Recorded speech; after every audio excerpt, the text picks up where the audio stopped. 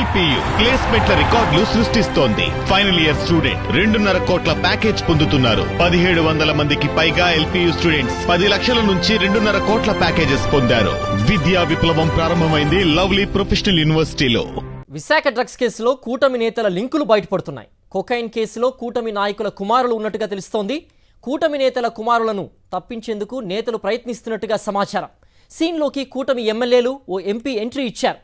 కూటమి MLA phone కాల్తో కేసుతో సంబంధం ఉన్న ముగ్గురిని పోలీసులు తప్పించినట్టుగా సమాచారం.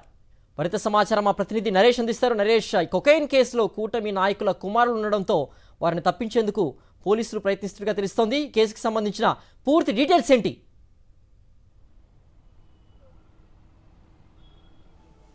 సిద్ధు, విశాఖపట్నంలో ఇప్పటి వరకు ఎన్నడూ దొరకనంత స్థాయిలో 25 గ్రాముల కొకైన్ దొరికింది. అయితే ఈ కొకైన్ దొరికిందన్న వార్త కన్నా మరింత పెద్ద వార్త, కూటమి నాయకుల కుమారులు ఈ కేసులో ఉన్నారని, వారిని తప్పించే ప్రయత్నం చేస్తున్నారన్న ఆరోపణ అనేవి ఇప్పుడు గుసగుసలు విశాఖపట్నంలో చాలా భారీ ఎత్తున పెరిగిపోయాయి. అందులో మరీ ముఖ్యంగా ఎందుకంటే మొట్టమొదటిగా సెంట్రల్ ఏజెన్సీస్ ఇచ్చిన సమాచారం మేరకు విశాఖపట్నం 3 టౌన్ పోలీసులు, విశాఖ పోలీసులు సంయుక్తంగా పూర్తిగా కూడా అర్ధరాత్రి సమయంలో వారిని పట్టుకోవడానికి పూర్తిగా గేలం వేయడం జరిగింది. ఈ తరుణంలో ఢిల్లీ నుంచి విమానం ద్వారా విశాఖపట్నంకి వచ్చిన తర్వాత థామస్ అనే వ్యక్తిని వెంబడించి అతను ఎవరిని కలుస్తారన్న కోణంలో ప్రస్తుతం పూర్తిగా కూడా దర్యాప్తు చేసి మొత్తం 5గురిని అదుపులో తీసుకొని విచారించారు పోలీసులు. కానీ 5గురిలో 2 మాత్రమే అరెస్ట్ చేశామంటూ మొట్టమొదటిగా శనివారం రోజు ప్రకటించారు విశాఖ పోలీసులు. అందులో ఉన్న వ్యక్తి అభిషేక్, అదేవిధంగా థామస్ అనే వ్యక్తి దక్షిణాఫ్రికా చెందిన వ్యక్తి, అదేవిధంగా అభిషేక్ అనే వ్యక్తి అభిషేక్ అలియాస్ మున్నా అనే వ్యక్తి నేరుగా విశాఖపట్నంలోని సీతమ్మధార ప్రాంతంలో నివాసం ఉండే వ్యక్తి. అయితే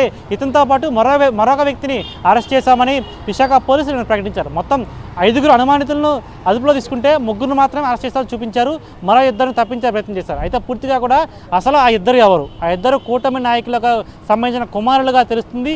ఇలాంటి తరుణంలోనే ప్రస్తుతం విశాఖపట్నంలో వినిపిస్తున్న వార్తలు వారిని తప్పించే ప్రయత్నం జోరుగా సాగుతుంది. ఎందుకంటే పూర్తిగా 5గురిని అదుపులోకి తీసుకున్న తర్వాత కూటమికి సంబంధించిన ఒక ఎమ్మెల్యే, అదేవిధంగా ఒక ఎంపీ 2 నేరుగా పోలీసులకు ఫోన్ చేసి వారు తమకు సంబంధించిన వ్యక్తులు వదిలేయాలంటూ కూడా వారిని వెంటనే వార్నింగ్ ఇచ్చినట్లుగా తెలుస్తుంది. ఇలాంటి తరుణంలోనే అర్ధరాత్రి సమయంలో ఆ సమయానికి ఒక 3 వ్యక్తులను అక్కడి నుంచి పోలీస్ స్టేషన్ నుంచి పంపించేస్తారన్న వార్తలు కూడా కుప్పుమంటున్నాయి. ఈ తరుణంలో అసలు కూటమి నాయకులకు సంబంధించిన కుమారులు ఎవరున్నారు, అదేవిధంగా ఈ డ్రగ్స్ ముఠా ఎంతకాలం నుంచి కొనసాగుతుంది? ఎందుకంటే ఈ ఏడాది కాలంలో కూటమి ప్రభుత్వం ఏర్పడిన తర్వాత గంజాయి ప్రాబల్యం ఏ విధంగా పెరిగిపోయింది, గంజాయి రవాణా విశాఖ కేంద్రంగా ఏ విధంగా సాగుతుందనే విషయం ప్రతి ఒక్కరికి తెలిసిందే. ఇప్పుడు తాజాగా డ్రగ్స్ అనేవి గాజువాక పోలీస్ స్టేషన్ పరిధిలో గతంలో కూడా టాస్క్ ఫోర్స్ పోలీసులు దాడులు చేసి డ్రగ్స్ను స్వాధీనం చేసుకున్నారు. ఇప్పుడు ఆ ఘటన మరొక ముందే ఏకంగా ఎప్పుడూ లేని విధంగా ఈ ఏడాది కాలంలో హైయెస్ట్ అమౌంట్ 25 గ్రామ్స్ అనేది కొకైన్ తీసుకురావడం జరిగింది.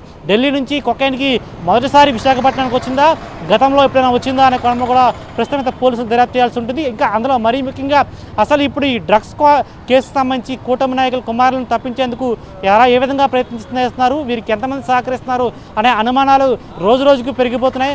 పూర్తిగా ఈ కేసుకు సంబంధించి లోతైన దర్యాప్తు చేయాలని, ఇప్పటికే ఈ కేసును సిబిఐకి అప్పగించాలని కూడా వైఎస్ఆర్సీపీ నాయకులు డిమాండ్ చేసిన పరిస్థితి కూడా నెలకొంది.